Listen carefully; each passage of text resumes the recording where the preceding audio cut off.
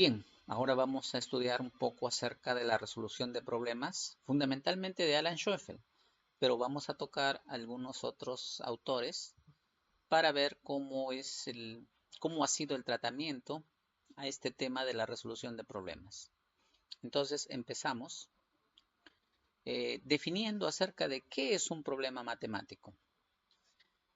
Acá les presentamos una definición que nos dice que para que una pregunta sea un problema, debe presentar un reto que no pueda ser resuelto por algún procedimiento rutinario conocido. En este caso, miren, la idea es, en primer lugar, la de reto, fundamental. Es un reto. El alumno se enfrenta eh, a una situación en la que él no lo va a poder resolver de una manera sencilla, rápida y utilizando un proceso conocido. Bien, algunas palabras que siempre están presentes en las definiciones de lo que es problema, por ejemplo, está obstáculo, ¿no? Dificultad, reto, pero también, miren, el problema debe hacer necesaria el razonamiento, el uso del pensamiento reflexivo. La idea es que exista un desconocimiento de la solución por parte del estudiante y que ésta no dependa de disponer de un algoritmo, o sea, simplemente aplico el algoritmo y resuelvo el problema. Eso no es un problema. Eso más bien podría ser un ejercicio. En ese sentido, nos preguntamos qué es un ejercicio, ¿no? Y en qué se diferencia de un problema. Un ejercicio matemático tiene las mismas características que un ejercicio físico. Él es el uso repetido de destrezas, tal que ellas, o sea, las destrezas, se desarrollan, son retenidas y son puestas a tono. Entonces, la misma característica tiene el ejercicio. Entonces, fundamentalmente lo que se trata es de desarrollar destrezas, pero no debe ser confundido el ejercicio matemático con el problema matemático. El ejercicio tiene su razón de ser, tiene su momento, tiene su lugar, pero no es igual a un problema.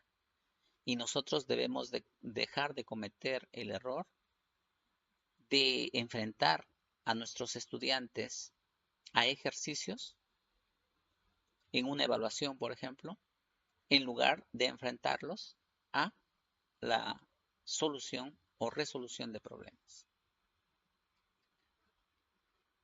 Bien, entonces la resolución de problemas goza de un consenso en la comunidad científica y pedagógica que se encarga del estudio de la matemática. Se considera pues que es el objetivo primario de la educación matemática. Entonces, y que el conocimiento matemático se debe dar a partir de la resolución de problemas. Nosotros deberíamos preguntarnos entonces más o menos cómo se ha llegado a esta conclusión, ¿no?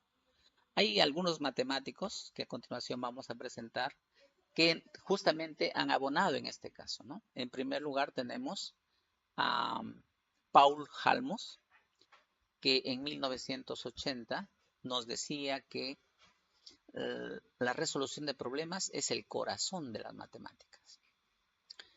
Un poco más explícito ha sido Israel Kleiner, quien en 1986 postula que el desarrollo de teorías y conceptos matemáticos se origina al resolver problemas. Es prácticamente de la misma idea Jean Dieudonné, también en el año 1986, que nos dice que los avances de la matemática se originan en un esfuerzo por resolver un problema. Entonces, miren, estos dos autores coinciden en que el motor que mueve el conocimiento matemático, el desarrollo de la matemática, es la resolución de problemas. También está Paul Ernst, que en 1988 nos decía que la matemática en realidad no es otra cosa que un proceso de hacer conjeturas, acercamientos al conocimiento y estas se van a dar en el proceso de resolución de problemas.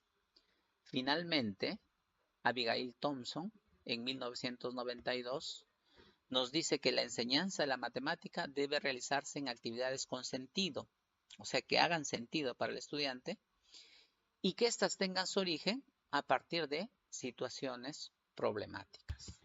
Ahora vamos a hablar acerca de los significados que ha tenido la resolución de problemas y a través de la historia. También ha existido una especie de evolución. Entonces, el primer significado que se le ha dado es al de resolver problemas como contexto. Entonces, bajo este significado, se considera que la resolución de problemas es una justificación para enseñar matemática. También se plantea a la resolución de problemas como una actividad recreativa dentro de lo que sería la clase de matemática. Se considera que la resolución de problemas permite una mayor motivación de los estudiantes a ciertos temas de la matemática. También que es un medio para desarrollar nuevas habilidades en los estudiantes. Por ejemplo, yo considero que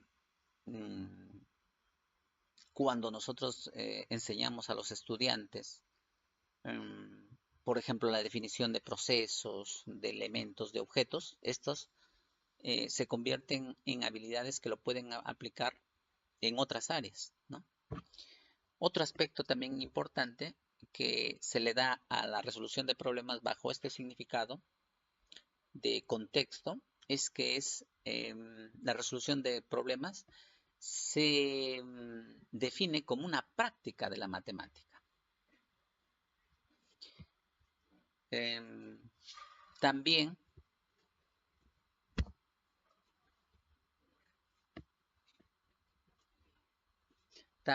hablamos de que los problemas son usados como medios para algunas de las metas antes señaladas.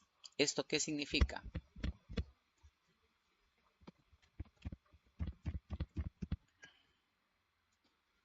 ¿Qué significa? Que lo que estamos planteando, pues, es que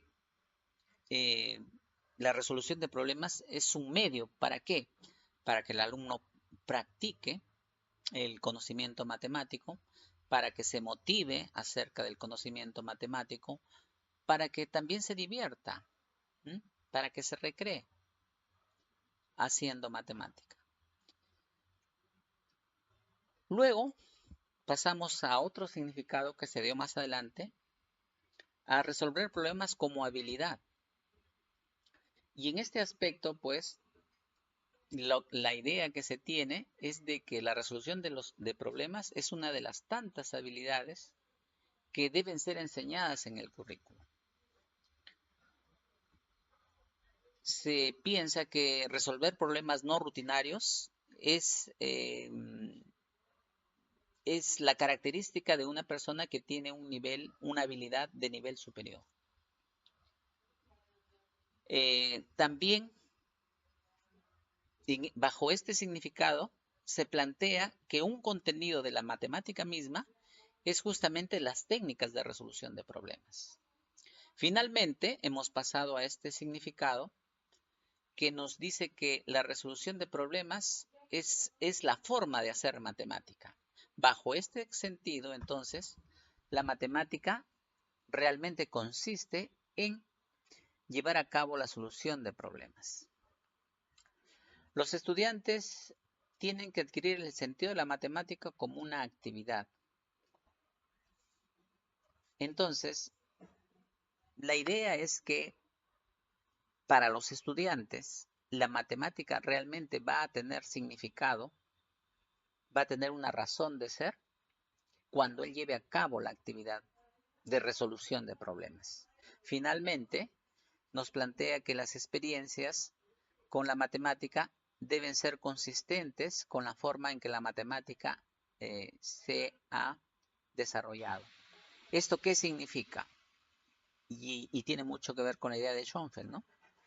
Que para que el estudiante aprenda matemática, debería tratar de reproducir los mismos procesos que han llevado a cabo los matemáticos en el proceso de construcción del conocimiento matemático.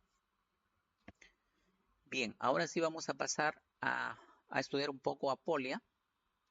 En el caso de Polya, el planteamiento que él nos entrega tiene que ver fundamentalmente con un conjunto de pasos para la resolución del problema. Pero también aquí les voy a presentar dos ideas que son muy interesantes que nos planteaba Polya. Por ejemplo, nos dice Polya que la solución de problemas es una escuela de la voluntad. Miren, qué potente este mensaje, ¿no? La solución de problemas es una escuela de la voluntad. O sea, resolviendo problemas, el alumno se forma un carácter. Miren. Nos dice, cuando el alumno se enfrenta a problemas que parecen difíciles, el alumno aprende a perseverar pese a los fracasos, a apreciar el menor de los progresos, a lograr la idea esencial, a hacer un llamado a toda su fuerza de concentración. Y la verdad que nosotros, pues, los profesores de matemáticas, podemos suscribir totalmente lo que nos plantea Polya, ¿no? Entonces, miren, la solución de problemas para Polya también tiene un carácter formativo. También es importante esta idea. Nos dice lo siguiente: el profesor no solo debe enseñar matemáticas de fórmulas y procedimientos, sino que él debe utilizar las ciencias exactas para estimular el pensamiento, el ingenio, la creatividad. Y esto se va a lograr en la medida que se planteen problemas reales. Bueno, Polya nos da estos 4 pasos.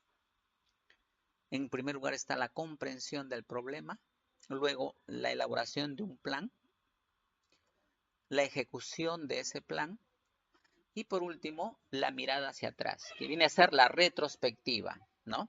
Entonces, aquí vamos a ver algunas preguntas que se hacen en la comprensión. Por ejemplo, ¿cuál es la incógnita? ¿Cuáles son los datos?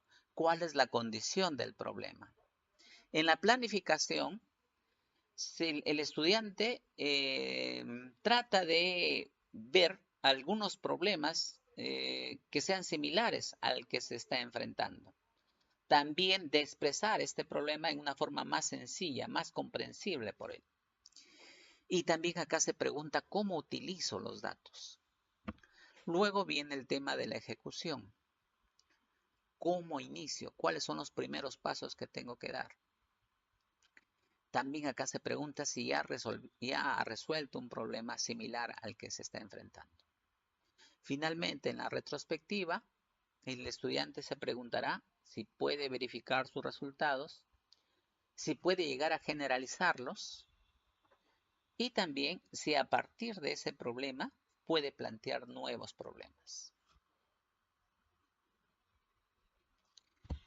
Bueno, ahora sí vamos a enfocarnos en Alan Schoenfeld. Entonces, en primer lugar, lo que vamos a decir es que Alan Schoenfeld es un doctor en matemática, es un matemático puro de la Universidad de Stanford y tiene estos 2 libros que podríamos decir son los principales. El primero es la solución de problemas matemáticos, el que fue publicado en 1985. Luego tenemos Cómo pensamos, el que fue publicado en el 2010. Alan Schoenfeld también actualmente pues es profesor del Departamento de Matemática de Stanford y también es profesor honorario en la Universidad de Nottingham. Él ha ejercido el cargo de presidente de la Asociación Norteamericana de Investigación Educativa y también el cargo de presidente de la Asociación Norteamericana para el Avance de la Ciencia. Ha recibido muchas distinciones, dentro de las cuales nosotros hemos anotado pues la medalla Klein de la Comisión Internacional sobre Instrucción Matemática, y el premio de la AERA para los contribuyentes distinguidos a la investigación en educación. Los últimos estudios que viene realizando Alan Schoenfeld están relacionados con la enseñanza del álgebra y también con la evaluación formativa con tecnologías computacionales. Schoenfeld ha sido un admirador de Polya y cuando él estaba estudiando para ser matemático puro,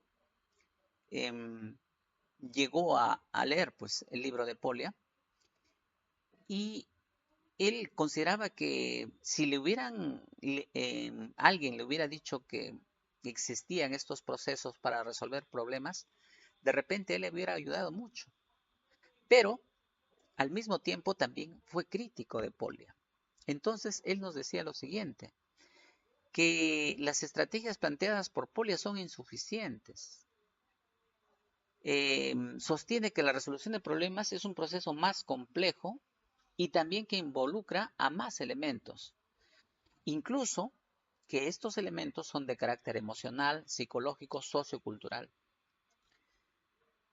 También es necesario que ustedes sepan que Alan Schoenfeld es el autor principal de los principios y estándares para la matemática escolar para los grados del 9 al 12º del estadounidense Consejo Nacional de Profesores de Matemática.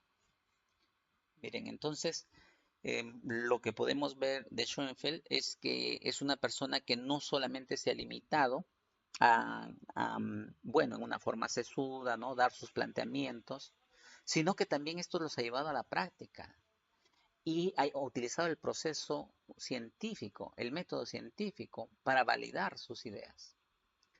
Y como ustedes estarán viendo, pues también es una persona que ha hecho un trabajo práctico muy importante en Estados Unidos. Ahora pasamos a ver algunas de sus ideas. Por ejemplo, él nos dice que el principal objetivo en la instrucción matemática es ayudar a los estudiantes a ser autónomos. Miren, una idea muy interesante que nos plantea él y que de repente muchos de nosotros con nuestra actuación en el aula cometemos el error y finalmente terminamos de repente quitándole la poca de autonomía que ha tenido el estudiante al entrar a nuestra aula de clases. Los estudiantes deben ser motivados a discutir el sentido de las ideas matemáticas. Entonces, miren, para él es fundamental la discusión.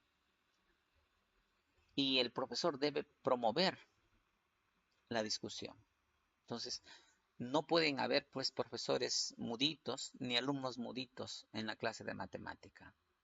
La discusión es una parte fundamental de la comprensión de los conceptos matemáticos. Las actividades en el salón de clases deben incluir discusiones abiertas entre estudiantes e instructor. Yo pienso que aquí es donde más se aprende la matemática. La instrucción matemática debe incorporar estrategias para aprender a leer, conceptualizar y escribir argumentos matemáticos. Miren, aquí nos está planteando tres cosas que deben incluir nuestras sesiones de aprendizaje de matemática. En primer lugar, es fundamental que en una buena parte de nuestras sesiones incluyamos nosotros textos para que los alumnos desarrollen su comprensión lectora. También actividades donde el estudiante tenga la oportunidad de conceptualizar, incluso de definir a los objetos matemáticos. Y también que escriba, que desarrolle esa competencia de producción de textos, no literarios, sino textos que de alguna manera se asemejen con un texto científico. Luego, también nos dice que la exhibición directa que hace el docente al momento de enseñar a los estudiantes cómo se resuelve un problema, necesariamente debe incorporar aspectos metacognitivos, donde el estudiante se pueda dar cuenta, ¿no?, de los procesos que se siguen, de las dificultades con las cuales se encuentran. y de la forma que se tiene de sortear esas dificultades. Finalmente, nos dice que el estudio de la matemática debe ser considerada como una actividad dinámica, en donde existen espacios para un nuevo desarrollo por parte de los estudiantes. Finalmente, vamos a ver aquí unos consejos que da. Al estudiante, Schoenfeld le dice que encontrar la solución de un problema matemático no es el final de la empresa, sino el punto inicial para poder encontrar otras soluciones, para extender el problema, para hacer generalizaciones a partir de ese problema. También le dice al estudiante que aprender matemática es un proceso activo. O sea, no puede ver alumnos pasivos en la clase de matemática. Tienen que estar haciendo cosas, ¿no? Y también tienen que estar discutiendo, haciendo conjeturas y comprobando la validez de sus razonamientos. Al docente, Schoenfeld le dice que resolver problemas nuevos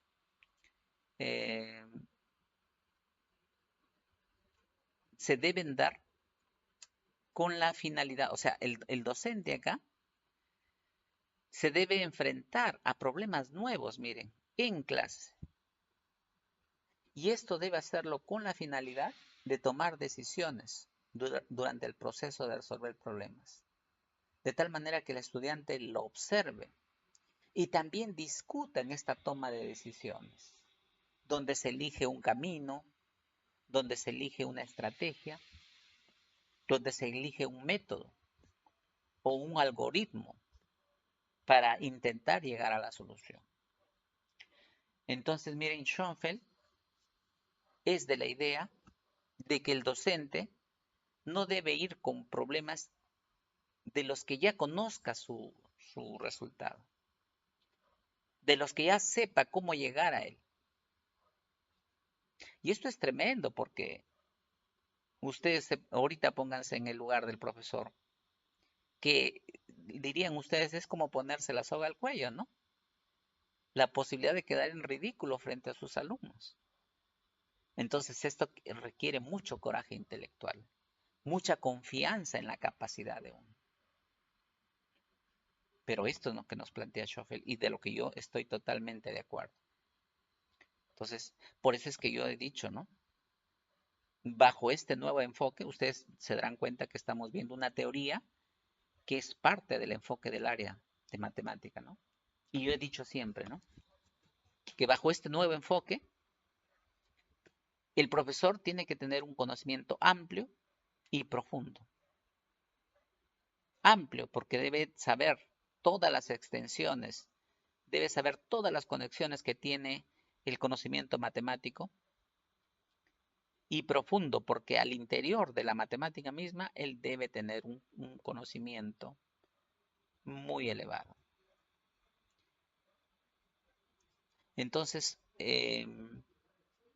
muy difícil implementar esta idea de Schoenfeld si es que el profesor no está bien formado en la forma disciplinar. La metodología es importantísima, nadie le está quitando, pero si no hay el conocimiento disciplinar, nunca se va a poder llegar a esta situación, donde el docente tenga el valor frente a los alumnos de enfrentarse a un problema nuevo. También nos dice que podríamos mostrar videos de otros estudiantes resolviendo problemas a la clase para poder discutir las destrezas, las debilidades del estudiante que resolvía esos problemas, ¿no? Y también, por ejemplo, las decisiones que tomó. El docente debe actuar como moderador mientras los alumnos discuten los problemas en la clase. También debería proveer algunas direcciones, algunas orientaciones para que la discusión tenga un mayor valor. Finalmente, nos aconseja dividir la clase en pequeños grupos para poder discutir los problemas matemáticos. Bien, ahora vamos a ver los factores de la resolución de problemas según Schoenfeld. Él nos habla de 4 factores. En primer lugar está los recursos, que vienen a ser todo tipo de conocimiento que el individuo involucra durante el proceso de resolución del problema. Ojo que aquí recursos no son objetos concretos, ¿no? Estamos hablando de conocimientos. Luego tenemos las heurísticas, que vienen a ser estrategias generales que le van a permitir al estudiante encontrar patrones, establecer y validar conjeturas. Tenemos el elemento control, que vienen a ser las estrategias metacognitivas que emplea el estudiante para la autoevaluación y el automonitoreo durante la resolución de problemas. Finalmente está el sistema de creencias, que viene a estar dada por la concepción de las matemáticas en su impacto en el desempeño y en el proceso de resolución de problemas que lleva a cabo el estudiante. Vamos a estudiar un poquito cada uno de ellos, ¿no? Por ejemplo, en el tema de los recursos vienen a ser los conocimientos previos que posee el estudiante. Aquí como recursos nosotros podemos ejemplificar conceptos, fórmulas, algoritmos, y en general están todas las nociones que tiene el estudiante y que considera que son necesarias para hacer frente a un problema determinado. Es necesario que el estudiante tenga un conjunto de recursos. Y Schoenfeld nos dice que el estudiante, el docente, debe conocer ese inventario de recursos que tiene el estudiante. Por ejemplo, uno se hace la pregunta, ¿no? ¿Qué pasa? Yo recién lo estoy recibiendo al estudiante. Por eso es tan importante que al inicio de una clase, sobre todo cuando se tiene un grupo nuevo, se lleve a cabo una evaluación diagnóstica. Y esto pasa en secundaria, ¿no? Muy a menudo. El profesor nos dice, debe estar claro sobre cuáles son las herramientas con las que cuenta el estudiante, ¿no? También nos habla de circunstancias estereotípicas. Las circunstancias estereotípicas para Schoenfeld provocan respuestas estereotípicas. Entonces, el estudiante frente a situaciones similares, ¿no? Va a tener una respuesta también. Luego nos habla también Schoenfeld que debemos tener cuidado con los recursos defectuosos. ¿Qué vienen a ser los recursos defectuosos? Por ejemplo, una fórmula o procedimiento mal aprendido. O puede ser que sí lo haya aprendido bien, pero que él cree que se usa en una determinada situación, pero en realidad no es cierto, ¿no? Entonces, miren, esto hay que tener en cuenta cuando nosotros vemos este factor de los recursos. Luego tenemos pues las heurísticas, ¿no? Schoenfeld nos dice que aquí, ustedes lo ven, ¿no? Pareciera que hay una jerarquía, pero Schoenfeld nos dice que el proceso de resolución no es lineal, sino que supone un camino en zigzag donde hay marchas y contramarchas. Pero veamos más o menos cómo es el proceso, ¿no? Para hacer un poco la comparación con Polya. Entonces, él en un primer momento nos habla de heurísticas, de análisis, luego heurísticas para la exploración, el diseño como una heurística en sí misma y también la realización. Y finalmente, la verificación. Entonces, dentro de las heurísticas de análisis, lo que nos dice Schoenfeld es que en este paso se lleva a cabo la comprensión del problema. Se analiza la información, se reformula el problema en términos más sencillos y sin perder la finalidad inicial.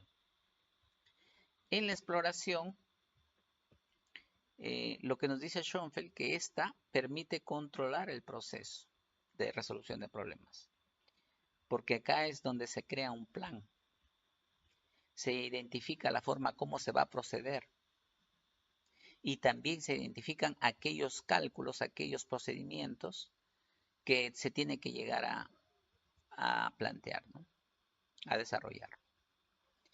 En el diseño se utiliza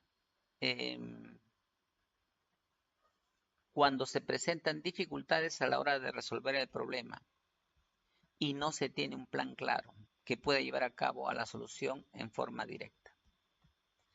Bueno, en la realización se procede a realizar todas las operaciones que tomaron en cuenta en la segunda fase como parte del plan para resolver el problema planteado. Y finalmente, en la verificación, el objetivo principal de este paso va a consistir en controlar la solución del problema a nivel general y específico. Bueno, vamos a ver algunas heurísticas específicas en cuanto a lo que es el análisis.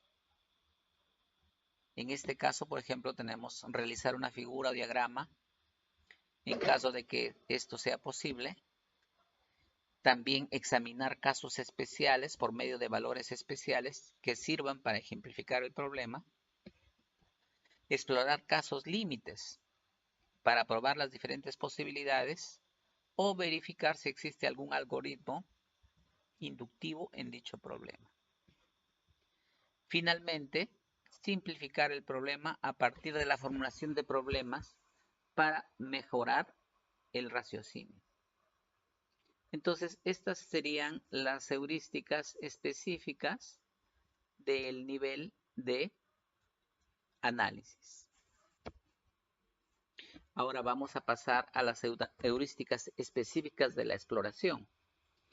En este caso, por ejemplo, lo que vamos a tener son examinar problemas equivalentes por medio de la sustitución de las condiciones por otras similares, también la recombinación de los elementos del problema de distintos modos, o la introducción de elementos auxiliares, o también lo que podría ser el replanteamiento del problema.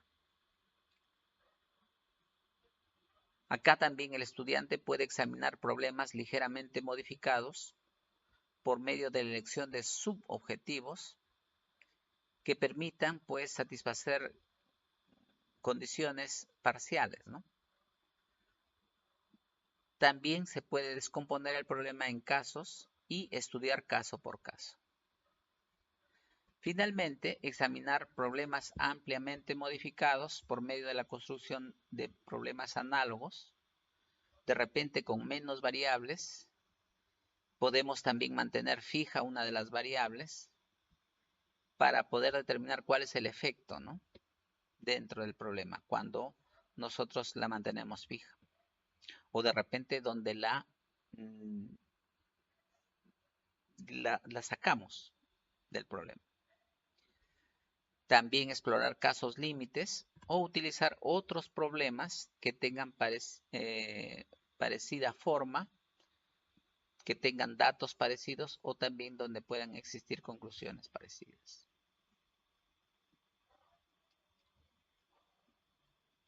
Bueno, luego tenemos la verificación. En las heurísticas de diseño y realización no hay específicas, ¿ya? Pero sí en la verificación. En la verificación nosotros vamos a encontrar dos tipos de verificación. Verificación de la solución de forma específica y verificación de los criterios a nivel general. En cuanto a lo que es la verificación de la solución de forma específica, nosotros nos tenemos que preguntar, ¿estamos utilizando todos los datos que son pertinentes? ¿Está acorde la solución que nosotros hemos encontrado está acorde con las predicciones o estimaciones razonables en cuanto a lo que encontramos, a la respuesta o al valor específico. Resiste a ensayos de simetría, análisis dimensional o cambios de escala, esta solución que nosotros hemos encontrado. Y en la verificación de los criterios a nivel general, nos hacemos estas preguntas, ¿no? ¿Es posible obtener la solución por otro medio? ¿Puede quedar concretada en casos particulares? ¿Es posible reducirla a resultados conocidos? ¿Es posible utilizarla para generar algo ya conocido? Bien, entonces esto es lo que tiene que ver con las heurísticas. Ahora vamos al tema del control. En el control, lo que nos dice es que la persona que está resolviendo el problema debe saber qué es capaz de hacer, con qué cuenta. En sí, él debe conocerse en cuanto a la forma de reaccionar ante una determinada situación. Entonces acá tenemos en el caso de las acciones que se deben llevar a cabo para adquirir el control de la situación cuando se está resolviendo un problema. Entonces acá, por ejemplo, en primer lugar tenemos el entendimiento. La idea es tener claridad acerca de lo que trata un problema antes de empezar a resolverlo. Debemos tener una consideración de varias formas posibles de solución y seleccionar una específica. En este caso estamos hablando de hacer un diseño. Monitorear el proceso y decidir cuándo abandonar un camino no exitoso y tomar otro nuevo. Llevar a cabo el diseño que se planteó, estar dispuesto a cambiarlo en el momento que sea oportuno. Y finalmente, revisar el proceso de resolución. También Schoenfeld nos propone algunas actividades que deberían llevarse a cabo.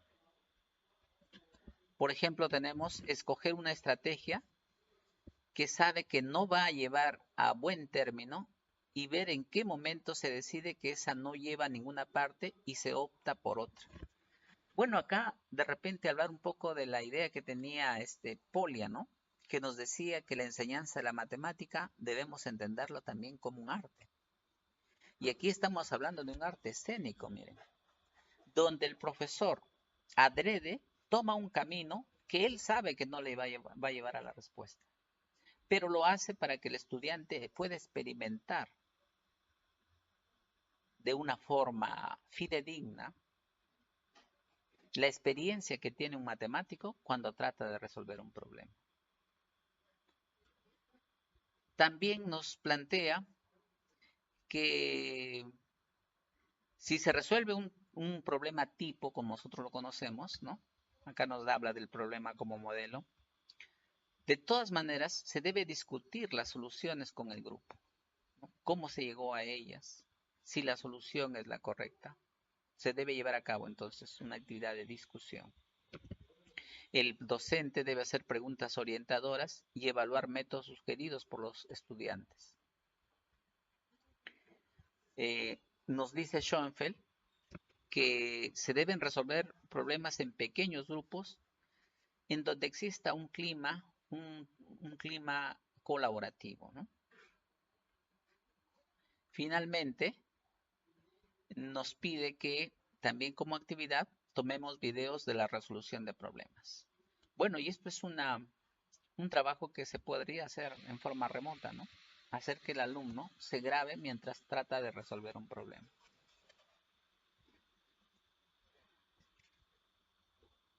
Y terminamos con el sistema de creencias. En cuanto al sistema de creencias, vamos a ver que las creencias afectan la manera que el estudiante se comporta a la hora de enfrentarse a un problema matemático. Pero en el sistema de creencias tenemos a estudiantes, a profesores y también a la sociedad. En el caso de los estudiantes, el estudiante, por ejemplo, por muchos años, ha entendido la matemática como una actividad solitaria, no como un trabajo en equipo. Otra idea errónea que tiene es que existe una única manera de resolver cualquier problema. Otra idea errónea, que en muchos de los casos los docentes han abonado para ello, es que la matemática tiene poco o nada que ver con el mundo real. Y finalmente, otra creencia muy extendida entre los estudiantes es que los problemas matemáticos tienen una y solo una respuesta correcta. Entonces, lo que vamos a ver es que las creencias determinan la forma en que el estudiante trata de aprender matemática. Eso por un lado. Y por otro lado también las creencias condicionan qué tan dispuestos están los estudiantes para trabajar en matemática.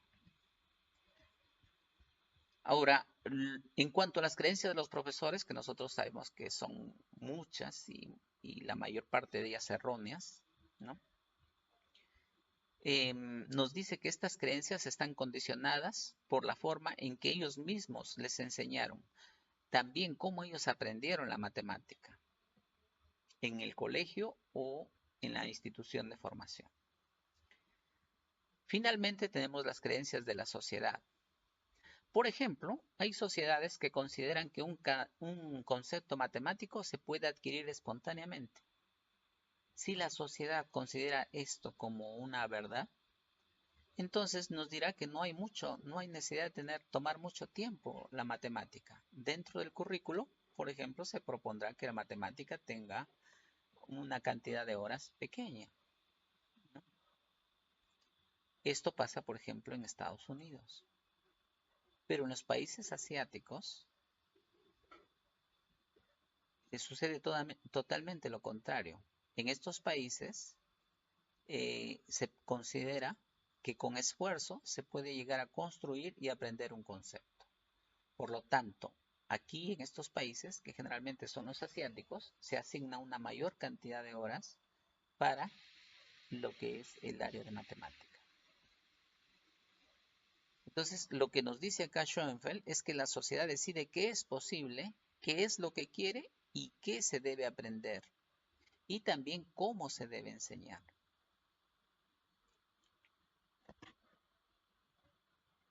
Bien, entonces estos son los factores de la resolución de problemas. Presentamos brevemente fundamentos de la resolución de problemas.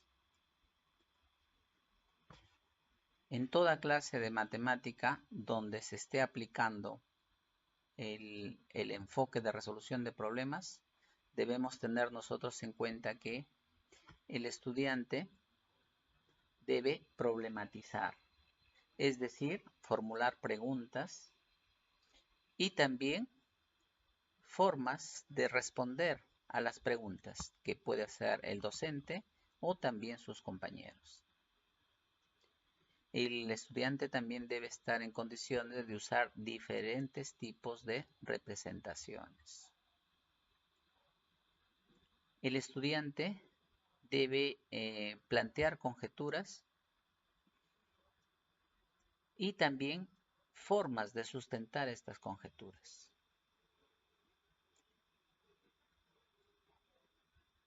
El estudiante debe pasar, ¿no?, por ciclos interactivos donde él pueda expresar, escuchar, contrastar, interpretar, refinar ideas y métodos de solución.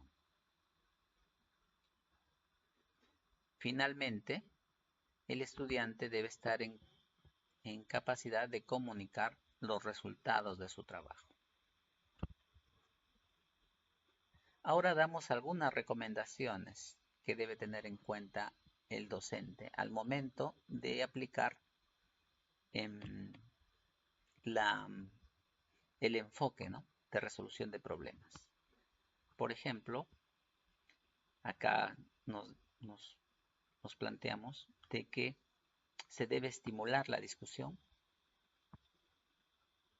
Hay que permitirle a los estudiantes cometer errores.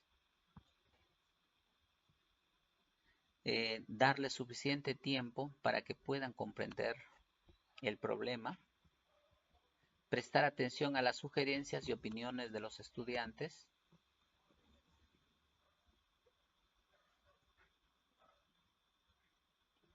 hacerles ver que la obtención de una solución no culmina el proceso de resolución de problemas. Estimular a los estudiantes a buscar vías alternas para resolver el problema. Finalmente, conducir a los estudiantes a fin de que estos puedan obtener variaciones de un problema dado. No entiendan esto como una receta, sino simplemente como una guía que les puede orientar de cómo llevar a cabo una clase de matemática bajo el enfoque de resolución de problemas. Finalmente, Schoenfeld en el año 2016 ha lanzado esta propuesta en la cual nos plantea cómo debería ser una enseñanza para un sólido entendimiento. Él plantea 5 dimensiones. La primera tiene que ver con el contenido. En este caso, a la enseñanza de la matemática se le va a evaluar teniendo en cuenta la posibilidad que tiene la enseñanza de la matemática de convertir al estudiante en pensadores disciplinares flexibles, con conocimiento y con recursos. Para esto se requiere pues llevar a cabo discusiones centradas y coherentes que proporcionen la oportunidad de aprender ideas técnicas y perspectivas disciplinares, también hacer conexiones y desarrollar hábitos de pensamiento disciplinar productivo.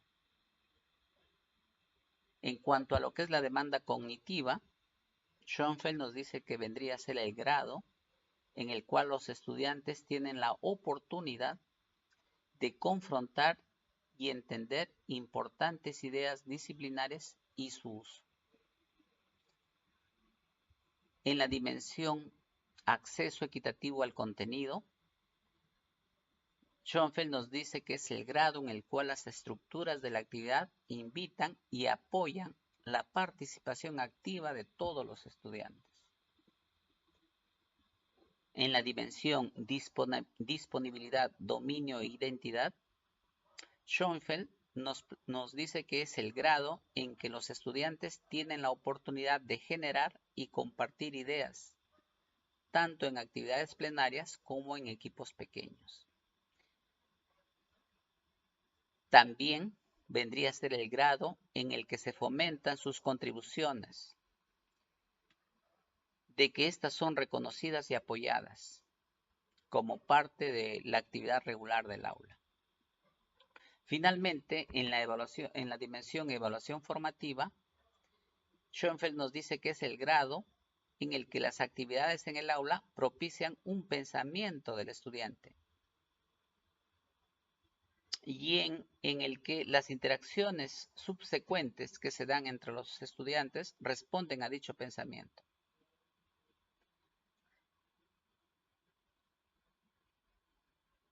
También nos habla de la necesidad de tomar en cuenta los errores emergentes. Y aquí Schoenfeld finaliza con esta expresión, ¿no? Dice, una instrucción poderosa va a donde el estudiante está y le da oportunidad de profundizar su entendimiento. Lo interesante de Schoenfeld es que también nos plantea desde la mirada del estudiante, miren, cómo se concibe estas dimensiones, ¿no?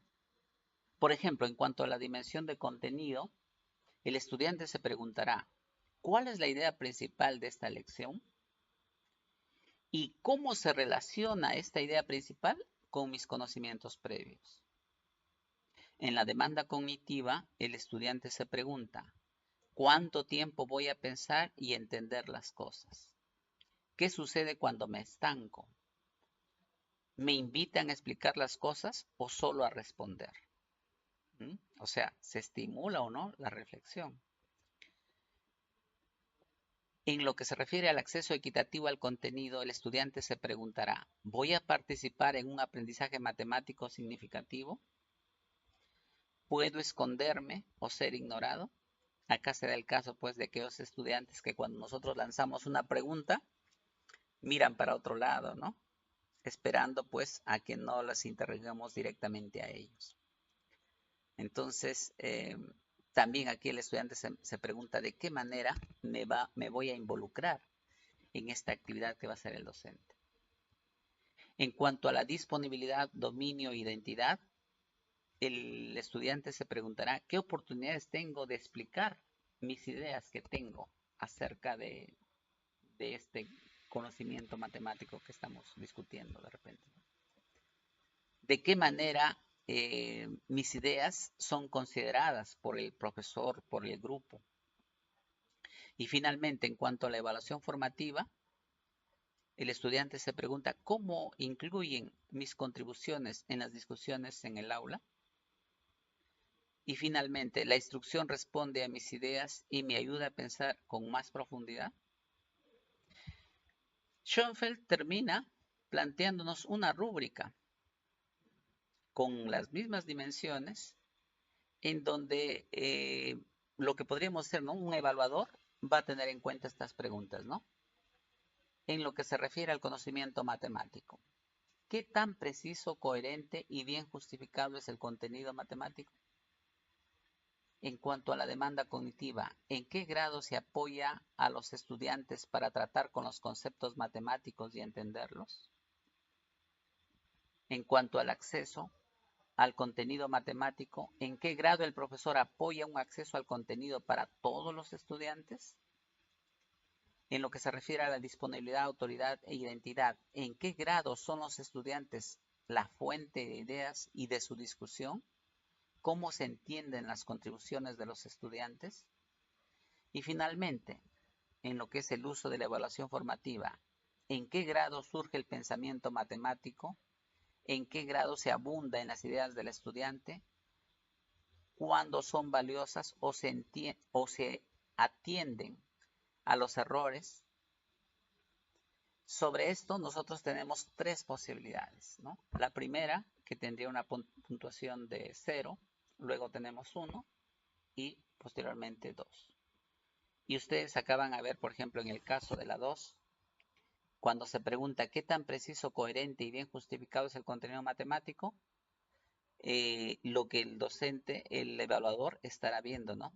Si las actividades propician conexiones significativas entre procedimientos, conceptos y contextos y dan oportunidad para construir una visión coherente de la matemática.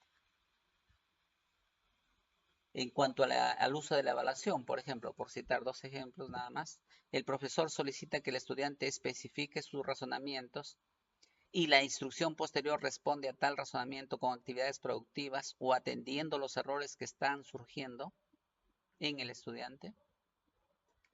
Entonces, miren, acá tienen un ejemplo de una rúbrica para evaluar si la clase que se ha impartido permite, pues, un sólido entendimiento de la matemática por parte del estudiante.